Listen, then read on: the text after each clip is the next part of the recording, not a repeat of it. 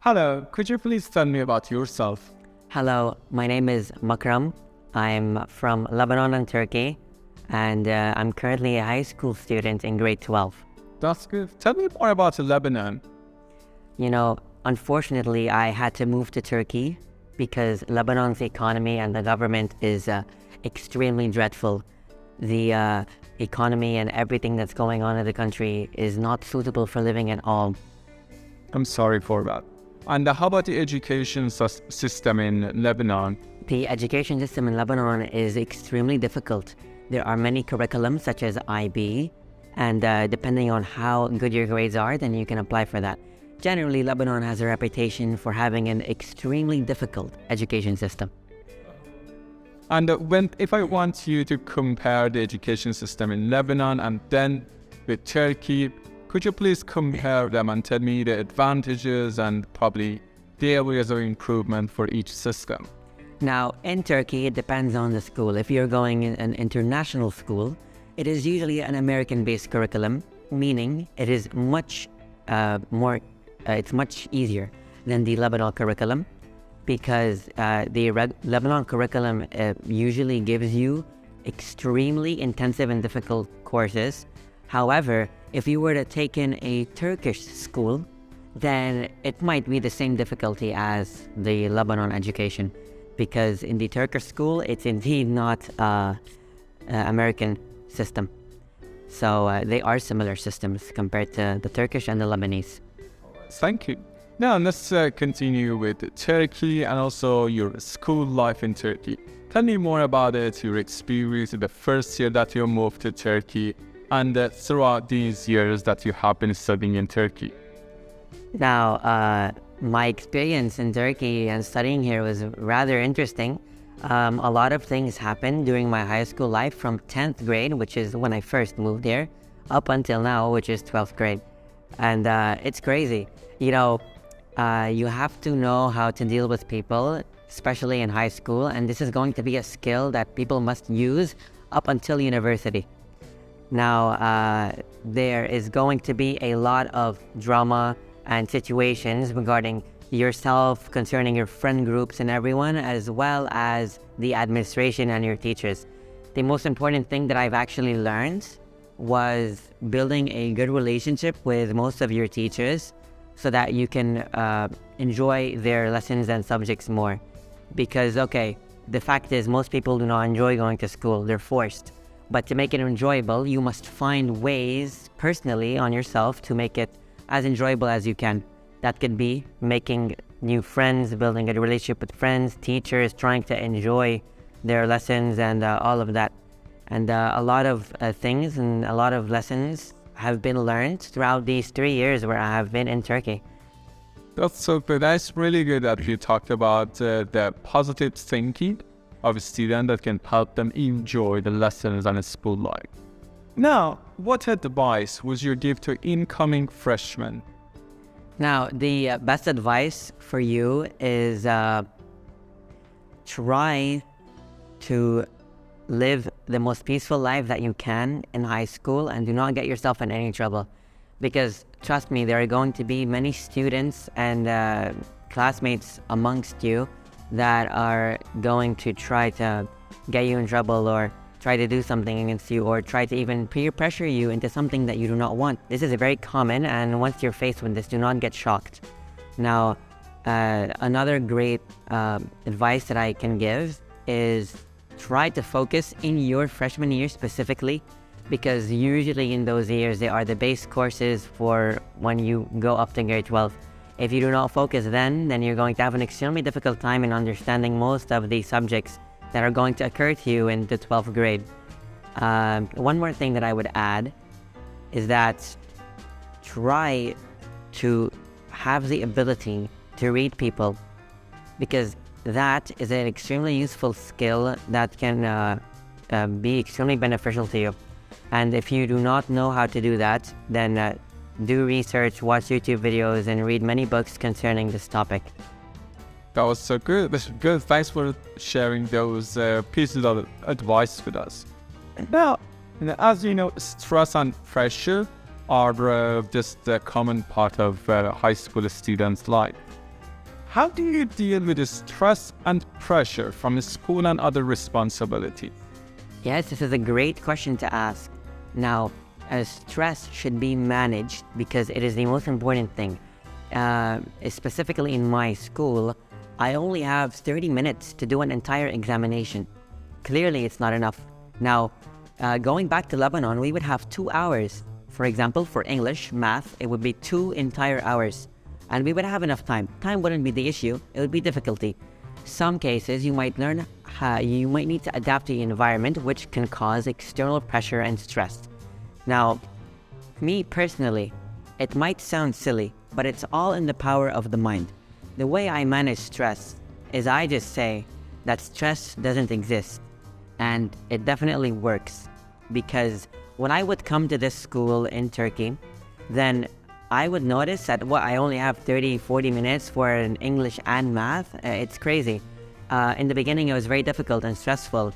But once you learn how to manage your stress, as well as time management during examinations and quizzes, then you're going to allow your brain to have the maximum potential to be able to solve what you are able to solve and not letting stress intervene with your mind power and thinking about that specific subject. Definitely learn as most as you can about stress management and time management, as well as external pressure. Now, of course, you are a student, you have a life. You must balance your social life and your school life. It's something that I do as well.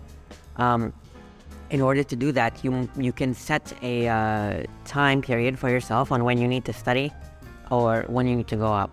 Now, of course, it varies based on the person, but for a usual or a starting way to do it is that just finish your priorities in school first. Then after that, you can just go out and enjoy your time with your friends, have a social life or your regular life, whatever you really do.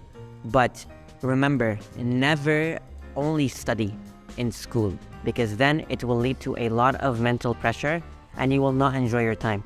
Find ways to balance your studying and your social life. And do you have any practical techniques for our listeners that you yourself have implemented in your life and school life? Yes, now the number one most practical technique, which should not be taken for granted, is utilizing the power of your mind. Because that's straight up the answer. If you know that if I say to myself, stress doesn't exist and nothing will pressure me and there is nothing to worry about, genuinely your mind will start to shape that and it will always, manifest in your way if you actually say that. And a practical example would be if you have a lot of studying, just do them first. Never procrastinate on anything and try to get as most productivity done as possible. Then once you do that, then you can actually go out and enjoy your life.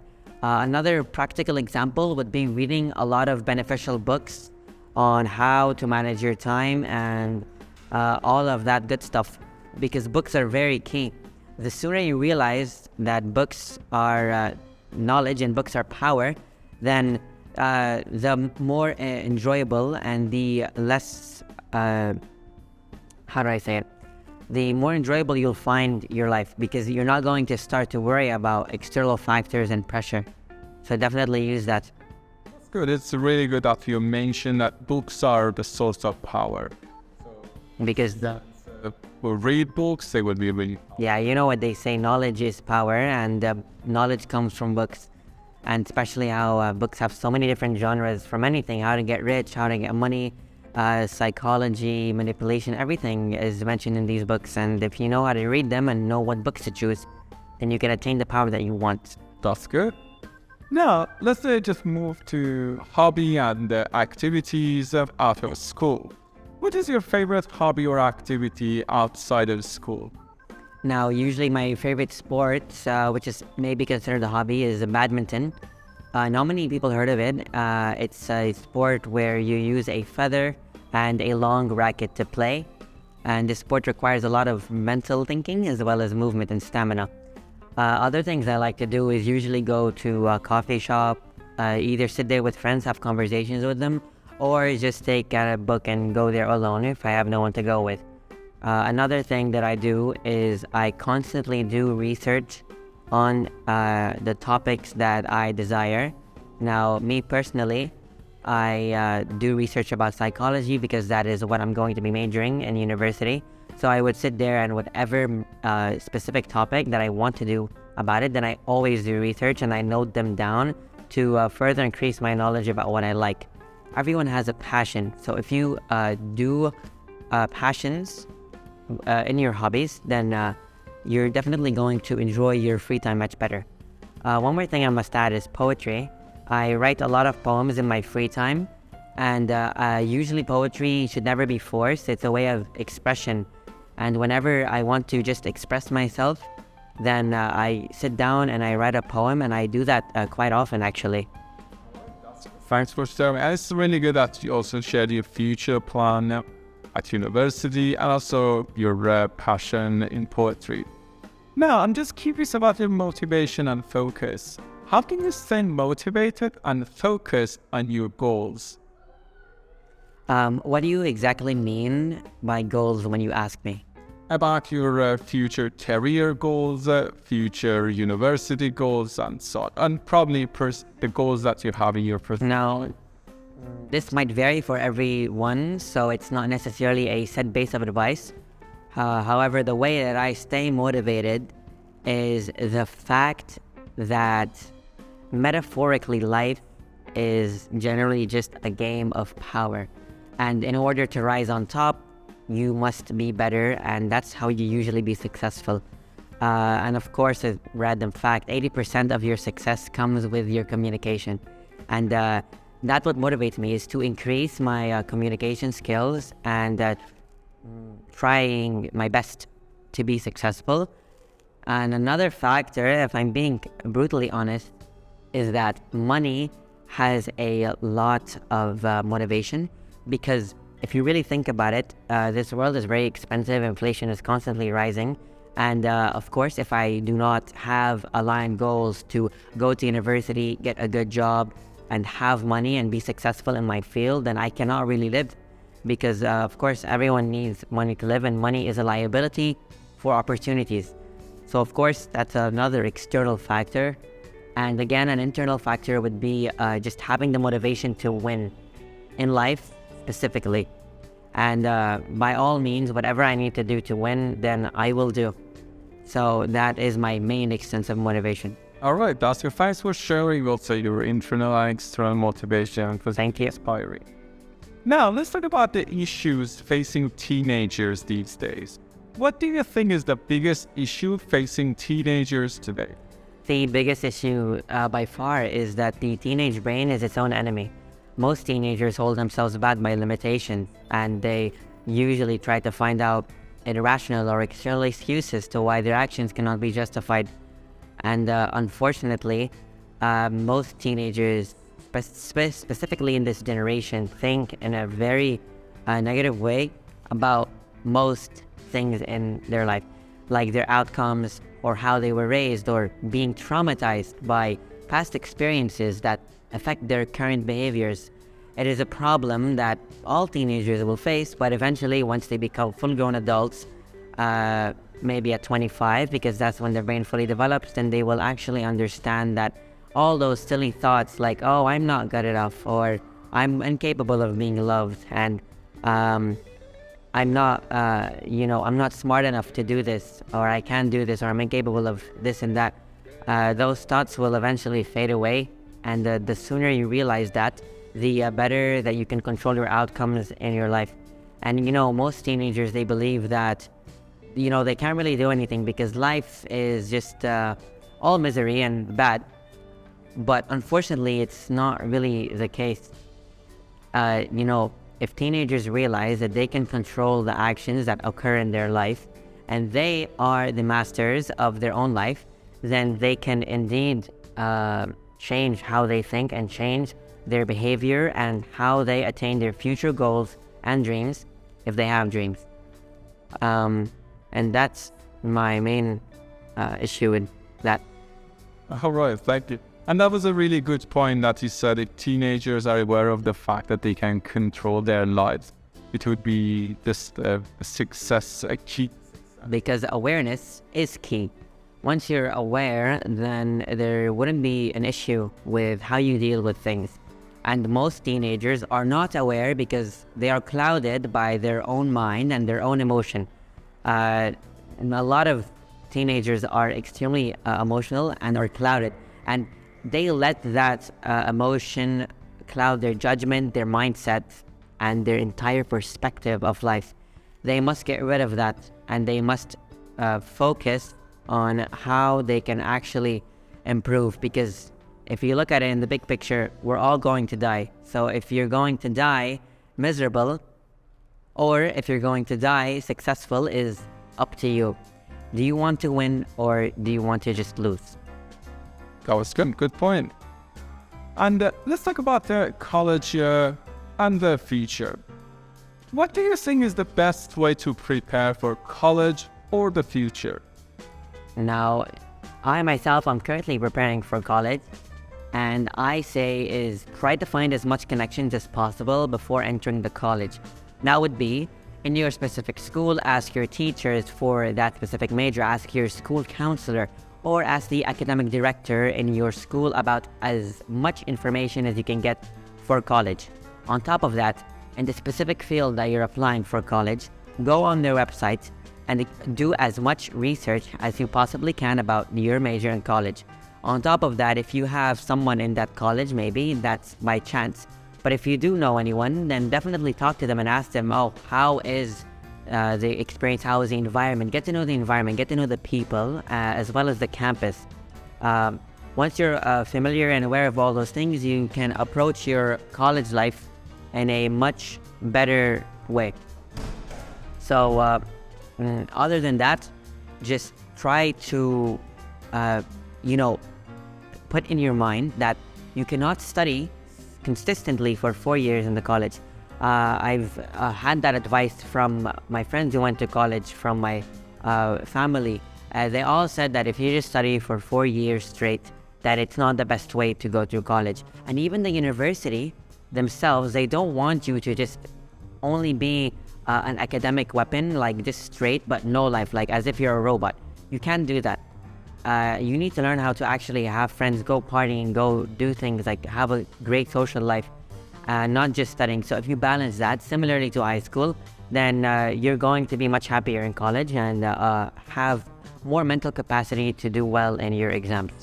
That was also another good point that you mentioned, that apart from academic success of the students, they should also pay attention to their social life. Now my next question is going to just ask you a relevant topic. How do you think high schools can better prepare students for the real world?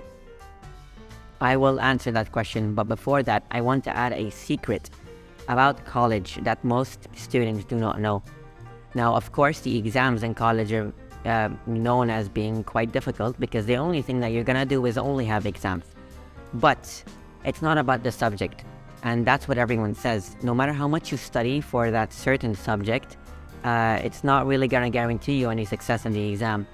But what you must know, and this is a very great secret, is that the exams depend on the professor.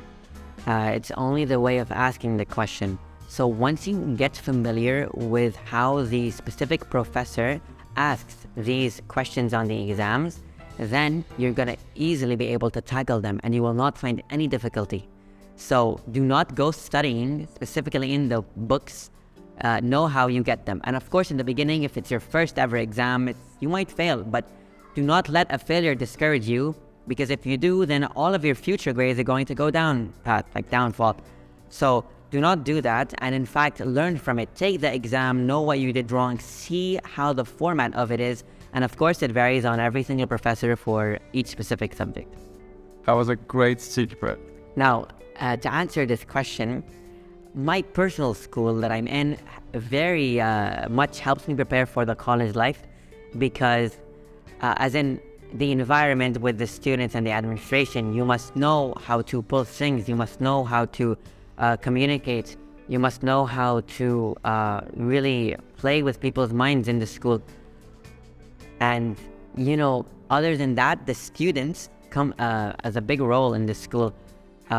Most of the time in high school, depending on your environment, of course, you're going to face some unfortunate situations with many students that you must know how to deal with. On top of that, there's going to be external pressure from the school giving you like 5, 6 quizzes at the same time. And of course, that's going to happen in university. You're going to have a lot of pressure. And in a way, specifically grade 12 is going to help you prepare, because that pressure from the students, your personal life, and the school life, and being able to manage that from high school and getting to know it in high school is going to really help you a lot when it comes to university. And unfortunately, it's not something negative in my school, but not all, most of the teachers in my school do not really care about teaching, really. They just come to class, they just read the slides, they don't really teach. And okay, they come next week, oh, you have an exam. Whether you know it or not, that's how it is. And that is exactly how it's going to be in university. The professors, they do not spoon feed you the information, and they don't care if you know it or not. They're just gonna come and speak and leave. You can't really do anything about it. Now, fortunately, I do have some very good teachers, like Muhammad Zamanipur. He's definitely the best teacher. He's very professional, and he really cares about the students. But do not take that as something negative. If you find a teacher who does not really teach, then take that as just a further preparation for university, because those teachers, you need to find ways to know the information. You must know how to do it. Go on YouTube. You're in 2023. Go ChatGPT, YouTube, Google, any source of information. Even ask your peers, ask your teachers. You must find ways to know that knowledge and information. And once you do, then you're going to be set and going to be prepared. That's a very important aspect in university. That's really good. I like the way that you look at different issues that teenagers might face and how they can develop their skills, improve themselves, and prepare themselves for college. Why don't you just explain, you talked also about YouTube, ChatGPT, AI, and so on. And how do you see the future of education? The future of education has drastically changed compared to the education of your generation, for example. This generation has AI. As we know, AI is upcoming, and it is blowing up on the internet. It is literally taking over everything, and it's very powerful. You can attain such great information with AI. But I must note that never do research on AI before you get to know the topic. So if you have no idea or no clue about what you're going into, then I suggest that you find a more reliable source on that specific information before doing the AI, and then you can see if the AI is correct. If it's correct, definitely taking the information into consideration. But other than that, AI is amazing.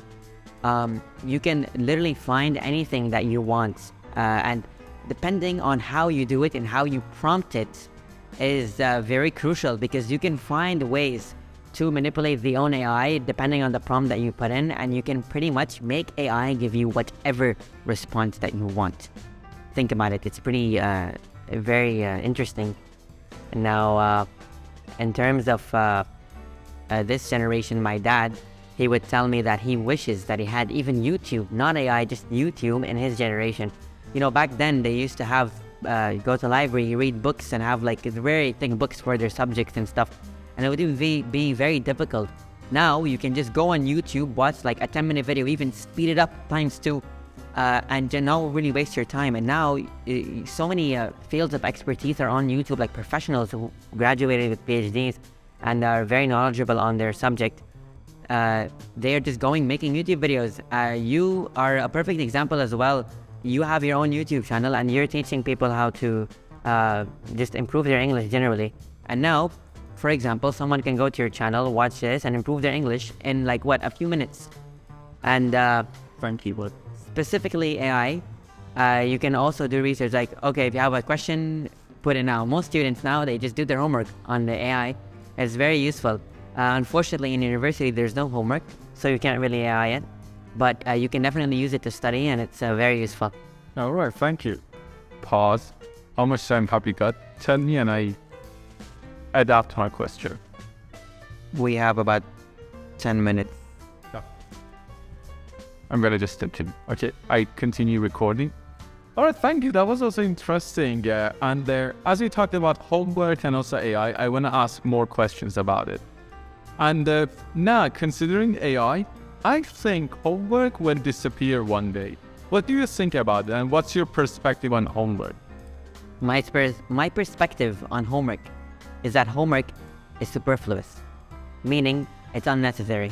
Because think about it, students are going to school for the entire day, 7 hours or 6 depending on the school, but it's pretty much occupies your day. Imagine going to school for the entire day, then going back home just to study even more. Like, the schools do not take into consideration that students have a life outside school. They're already spending half of their day in school, so coming back home to do even more work is just going to drain them. And that's why most students and teenagers get really drained from school, and I can see that, and I can see why, especially when they have homeworks from 7 subjects, quizzes, exams, projects as well, and classworks. So doing that while balancing their life, social life, personal life, everything, it really drains and has a huge toll on the students, especially mentally. So it should be eradicated in the future. I really hope that homework will not be an issue. And I love your class because you barely give us homeworks, and I can see that you're pretty understanding when it comes to this subject. And as of right now, with the rise of AI and everything, I think that, homework is going to be abolished in the future, and hopefully it would be. But I am noticing that nowadays, schools are not really giving as much homework as they used to compared to 10 years ago, 5 years ago. And hopefully one day it's going to change for the upcoming students. Luckily for me, I'm going to university, so I won't have to deal with homework. But hopefully for the students, they will not. Thank you, that's good. Now, let's talk about those schools a bit more.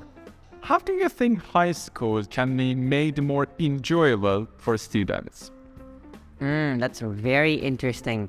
Now, high school should be a place where it balances fun and education. And if they find a way to make the education appealing to the specific teenagers, then that's going to be very fun for them. For example, if the students are interested in the rapper Tupac and you're trying to teach English, use Tupac's lyrics in your class and use the metaphors that Tupac would use to appeal to the students so that they can understand what metaphors are and what figurative language is in a much better way. So as a teacher, teachers play a big role, of course, in the high school education life. If teachers find ways to appeal to the students and their common generation, and they build a common ground with the students, they can find ways to incorporate what the students are interested in their subjects to make the environment much better. And overall, they are going to definitely enjoy it.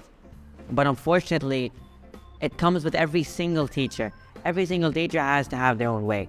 But as in the school system in general, it might be rare to come across, but the school system can definitely do things such as have extended breaks or make the day shorter, or have very unique sessions like sleeping session.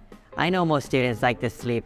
Sleeping session maybe for 15-20 minutes, or a relaxing session where where it is permissible to use your phone. In my personal school, we have a break. Okay, it's called break. But we're not allowed to do half the things. Like, we're not allowed to use our phone.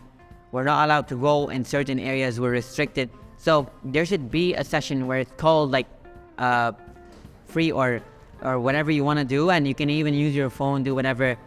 They should even have videoing classes or TikTok classes where they just film, where they have a period where they just film whatever they want and do whatever they want, because that appeals to most teenagers nowadays. And adding these subjects that appeal to the students and giving them more free time and leisure to do whatever they want will make the school so much more interesting, as well as beneficial to their own minds. I cannot stress this enough. There's a concept It's a fake concept, unfortunately. It's fantasy, but it's a show or a novel as well. It's called Classroom of the Elite. Maybe some people who are watching this video have heard about it because it's very popular, but I will explain it very briefly. The show Classroom of the Elite is pretty much an elite school where it has all the facilities that you might imagine. A cafe, Starbucks, movies, anything you might want ever, even supermarkets. And you're not even allowed to leave this school. Now, this school preaches that the student's responsibilities is on the student themselves. The school does not put rules for these students, and they do not do anything. They are responsible for their own self and how they do exams and how they decide to study and what they decide to do with their points and how they decide to spend their money. Everything is on them, and they have the most leisure.